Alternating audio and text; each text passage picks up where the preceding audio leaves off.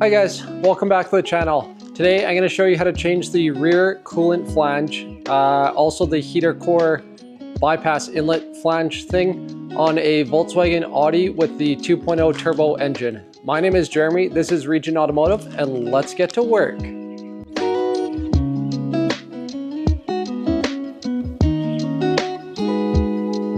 So I'll give you a bit of a backstory before we get into the repair, how I knew I needed to replace this flange. I'm sure a lot of you, it will be obvious, which is the leak.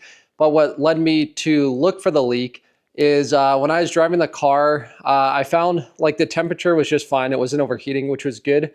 But the heat coming out of the vents, it definitely could have been hotter. Like it was a pretty cold day and it felt kind of just lukewarm. So originally I was going to flush the heater core, I thought was the issue. And then I had this is a Volkswagen Tiguan 2009. I had it parked in my shop and then I just kind of move it around and I noticed that there's little puddles of coolant on the ground. So then I started looking around for a coolant leak and I was just kind of poking around the engine bay here. I looked under the car, I noticed the coolant was on the, kind of dripping on the back of the subframe there. So I thought maybe it's a turbo inlet or the heater core fittings over there. But then I saw just on the top of my transmission here, you can see all that coolant pooled up and you can see where it's like kind of dried up there and leaking on the hose below it. So that led me to believe that back coolant flange is leaking. So that is quite a common problem on these engines. So this is a front wheel drive based. So this would be transverse.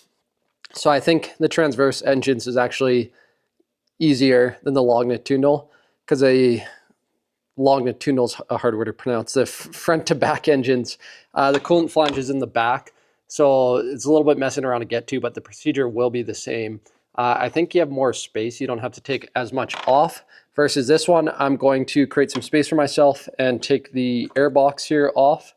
And then if I need even more space, I'll probably take this battery and tray out. But I don't know. We'll see. I think I always like creating space for myself, so I'll probably just take the battery and tray out if it's easy enough. Okay, so first things first, I'm going to unplug the mass airflow sensor. These Volkswagen and Audi connections, quite finicky. Let's see if I remember how to do it.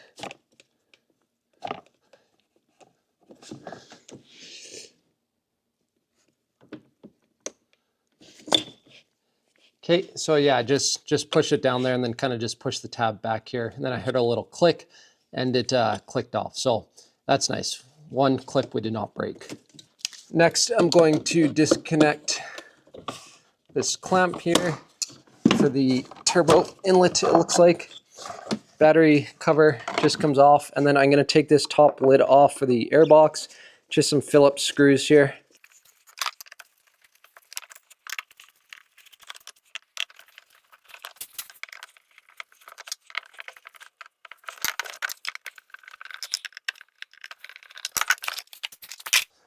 See how our air filter looks. A little dirty. Yeah, I can't see through it. It's pretty dirty. Probably wouldn't be a horrible idea to replace it while I'm here. So like I said, I like creating space for myself, so I'm just going to take this turbo inlet elbow off at the feed pipe or whatever you want to call that there. For the lower air box cover there, appears to be held on with one 5mm Allen screw here. Talk about over engineering. Yeah, so there's that 5mm Allen, and then yeah, a couple rubber grommets here, just gently pulled that up. And then I took this little clip off for this air thing here. So this whole airbox assembly should come out.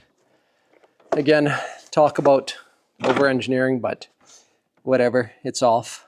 Just getting that airbox assembly off, I've already created a fair amount of space for myself.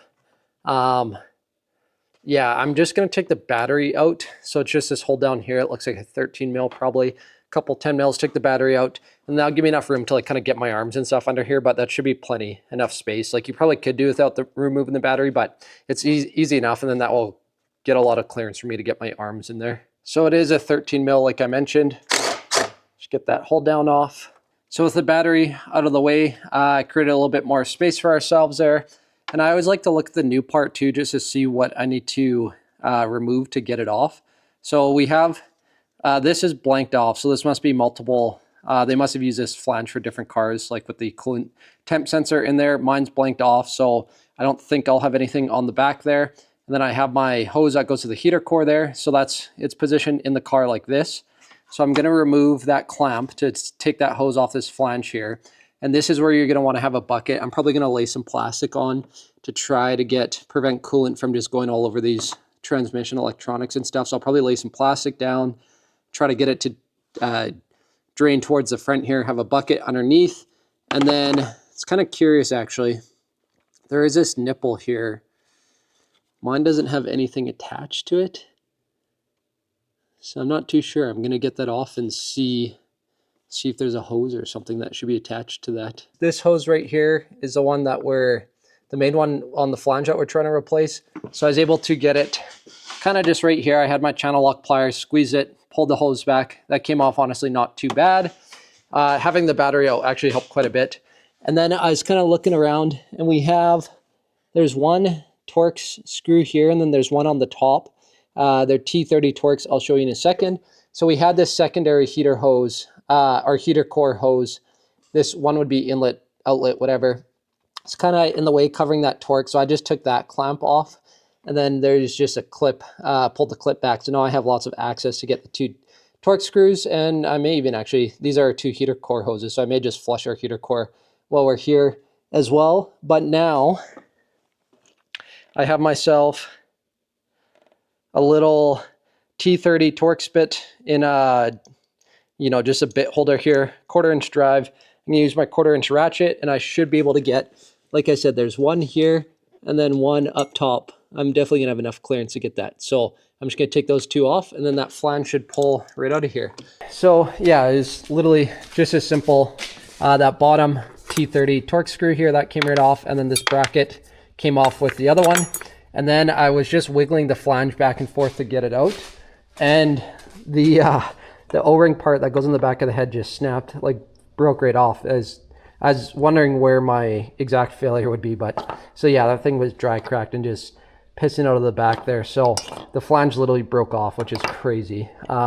They always say manufacturers just saving $4 a part to use plastic, and now we're dealing with this. So, and then also I was looking at this little nipple thing and that is also blanked off. So they must use this same part for multiple vehicles, and then whether they just get the mechanics to drill out the plastic or they just take out that part of the mold. But this is just straight through. As you can see, there's no hole there for the nipple, so I don't need to worry about a hose. So I'm going to fish out that remaining bit of O-ring plastic garbage out of the head there, kind of clean that all up. I like to put a little bit of grease on the O-rings when I put them in so they don't roll over, bind up. And then I'll put my screws back on. I'll search up a torque spec for you guys, but I'm usually not too worried about torquing stuff when there's an O-ring because the O-ring's doing the sealing. So I normally would just snug them up, but I'll get a torque spec for you guys. So yeah, the part number for this guy, I'm using URO parts. You can get aluminum replacements for this guy. I'm just trying to get this thing running for as cheap as possible.